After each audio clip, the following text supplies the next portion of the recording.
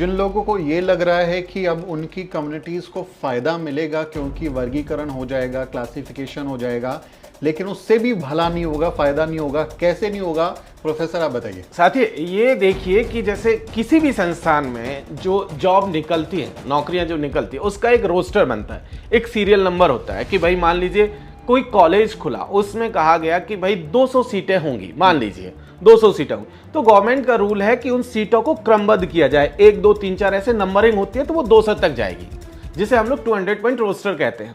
अब उस रोस्टर में होता है कि पहली सीट, दूसरी सीट, तीसरी सीट ये यूआर के लिए रिजर्व होती है, चौथी सीट ओबीसी के लिए रिजर्व है, क्योंकि 27% में हर चौथी पोजीशन उसके लिए हो जाएगी। इसी तरीके से 15% के हिसाब से हर 7वीं पोजीशन एससी के लिए, शेड्यूल कास्ट के लिए हो जाती है, और क्योंकि 7.5% है तो एसटी की हर 14वीं पोजीशन एसटी के लिए हो जाती है। तो चौथा नंबर ओबीसी, 7वां एससी और 14वां नंबर एसटी, बाकी बीच में सारे यूआर हैं। 10वां, 20वां, 30, 40 इस तरीके से 10% का वो ईडब्ल्यूएस हो जाएंगे।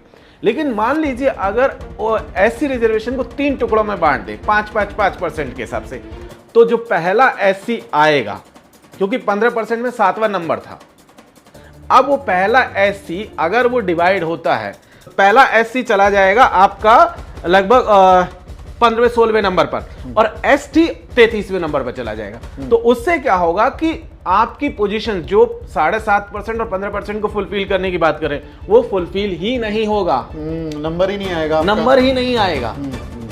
और जब नंबर ही नहीं आएगा तो जो 7.5% और 15% की बात करें, वो घट जाएगा 3% और 2% में। तो खेल ये है। और जैसे वो घटेगा तो उसके बाद शुरू होती है कहानी नॉट फाउंड सुटेबल की, एनएफएस की।